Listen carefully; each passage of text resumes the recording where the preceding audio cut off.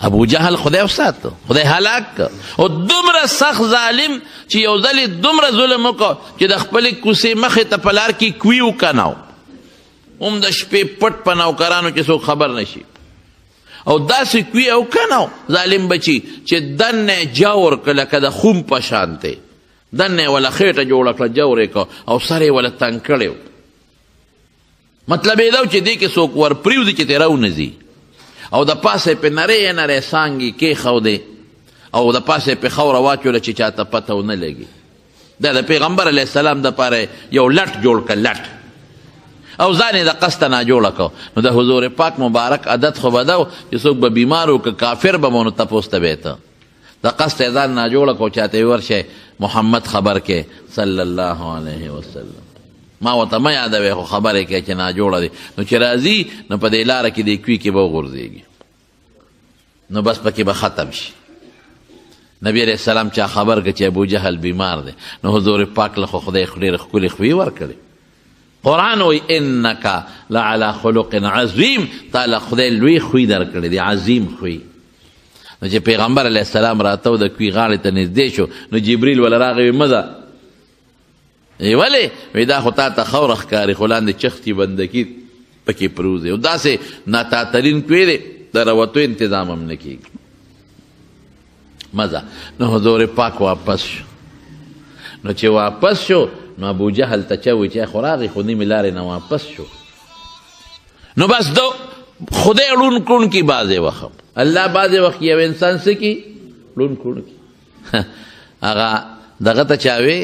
ملا جرګک ته، ملا جرګک چې دی نو دی اوبه معلوموي.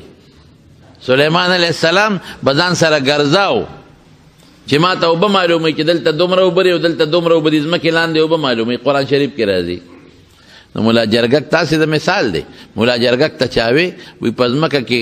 10 فوټه او 20 فوټه لاندې اوبه یې نه، او چې ښکاري درته لټې ښودي لټه، پخوا به د خلکو دا کورکوړې نیولې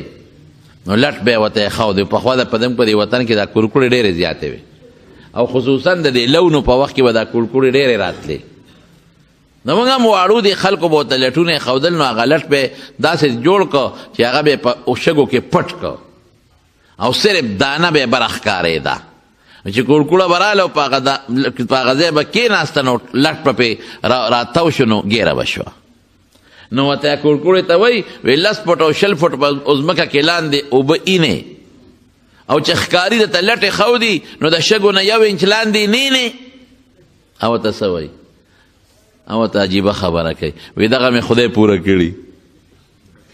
دغه مې الله پوره کړي. نو لنده کڼه شم او پې نه شم، نو چې ورشم ټس رانه وباسي. نو ابو جهل ته چا وی خو راغې تپوس ته دی، خو دروازې له راورسېد واپس لاړ، نو ده ورمنډه کړې، بس ړون کوڼ شو اړو پوه نه شو، ورمنډه یې کړه چې ولې لاړو، پرېږده آواز ورکوم چې راځه راځه دا ما تپوس ته راغلی راځه، خو چې ورمنډه یې کړې نو پوه نه شو، نو مقه خپل کوي کې ور پرېوته. عبدالرحمن بابا وی که نه وی کوی مه که نه د بل سړي په لار کې، چېرې ستا به د کوهي په غاړه لار شي، بل ته کنده کنی نو خدای به دې پکې وغورځوي. نو حضور پاک ته کنده کدوله نو پکې وغورځېد، نو چې پکې وغورځېده اوهو دا څه شو، نو خلک راتل رستې، نو رستې چا شو؟ هغه خو د خپله یو لوی دغه جوړ کړی و، یو لټ جوړ کړی و، هغې خو سر تنګ و او ویښې لاندې نه پلن و، او چې کومو مزدورانو کار وکړو هغې خو دې په پوړی درمپایه راوختل او درمپایه هم راوچته کړه، اوس به راوځي څنګه؟ نو رسۍ به یې ښکته کړه، نو رسۍ چا رستې شوه، خو چې څوک به په غاړه به ور پرېوته، غاړه به نور هم ور پرېوته، هېڅ انتظام نه کېده، او دې وي مړ شوم پکې دننه چغې وایي، نه رسۍ کې باندې راوځي ځکه غاړه داسې تنګه وه نو دننه خېټه وه که نه، نه شو رستې. نو د ظالم په خپل آواز وکړه، وی محمد راوله بغیر د هغه نه مې بل څوک نشي راوستی صلی الله علیه وسلم. نو حضور پاک ته چا راشه، هغه سړی کوی کې پروت دی او ته چل ورسره وکړه، یاره خو د دواړو جهانو مبارک سردار که زه وې که نه مې خبره که چل ورسره کوم نو ما به ورسره سم چل کړی و، یو څو سسکورې به مې دا غاړه والې وه چې ودرېږه چې په دا کوی کې دې خاښ کم، یا غونډ دا بشیر جان مې پې ورغورځاو چې ورېږه چې سم برابر شي. نو نبی علیہ السلام مبارک ورته ودرېده وی راودې باسم وی خدای دپاره وی په دې شرط به دې راوباسم چې ایمان به راوړې دا اوس ایمان راوړی نو دې لاس باندې دې راوباسم دا لاس در ښکته کوم او په دې لاس کې دې نیسم بار دې راوباسم او که ایمان نه راوړی نو تکړه شه وی راوړم واده ده نو رسول الله مبارک لاس ورښکته که ور اوچتې که او یو روایت کې راځي چې رسی ورښکته کړه او په هغې یې دا راووې سپاره طریقه چې یو معجزه شوه د حضور پاک یو معجزه شوه نو چې راویوسته وایي شاه اوس کلمه وایه که نه ویې راوي ډېر غټ جادوګر ډېر جادو لري چلیږي ویې نه منه اغه ابو جهل چې د حضور پاک نه فرمایشي معجزې غوښتې وی لیدلې چې او دا معجزې خو د دې پیغمبر شته وی نه منلې بدر کې خدای داسې مردار که داسې رونیو چې هېڅوک بچي او ټول ته وتښتېدل بدر کې مردار شو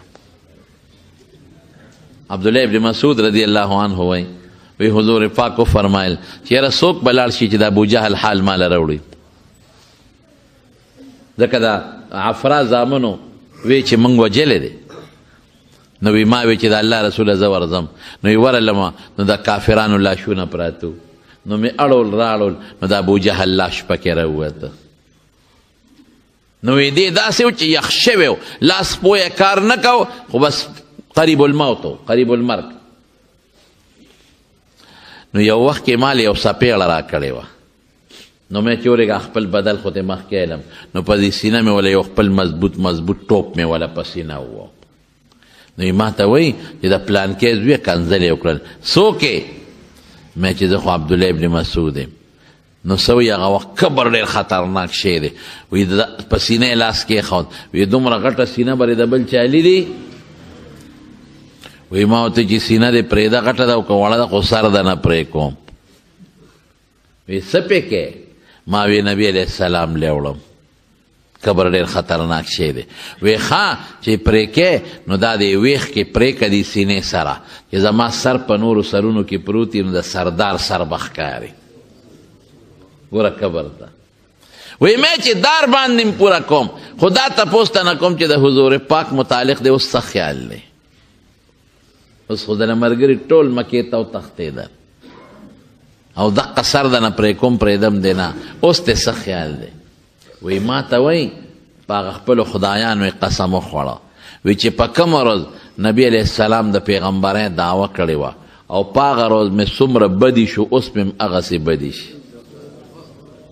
دا سپیرو په زړه چې مهر جباریت ولګي که نه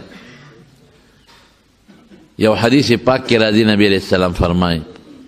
په ترمذي شریف کې دا حدیث هم دی چې یو انسان ګناه وکړي نو پړی یو داغ پیدا شي دا د ګناه د وجې نه نو که دې توبه وباسي او استغفار ووایي نو دا داغ ته خدای ختم کړي او که دې توبه ونه باسي استغفار ونه وایي نو بیا ورپسې بله ګناه وکړي نو داغ لږ نور زیات شي نو که بیا توبه وباسي استغفار ووایي نو دا زړه والا خدای پاک او صفا کړي خو چې توبه ونه باسي او استغفار ونه وایي نو داغ پاتې شي نو چې بیا ګناه وکړي نو دا داغ پرې ورو ورو زیاتېږي بیا ګناه وکړي ورو ورو زیاتېږي نو د هغې تک تور شي تور ختم الله علی قلوبهم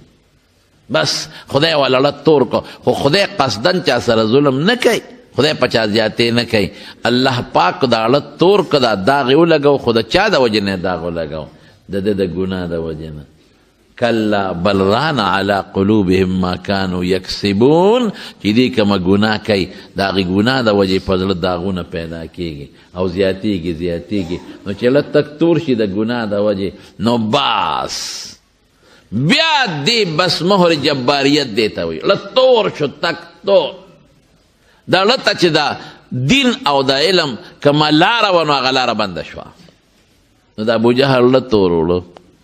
نو ای سر میں تے پریکاو او حضور پاک تا میں مخیو غرزاو او ماوی هذا رأس عدو اللہ ابی جهل دا اللہ رسول دا خدای دا دشمن دا ابو جهل سر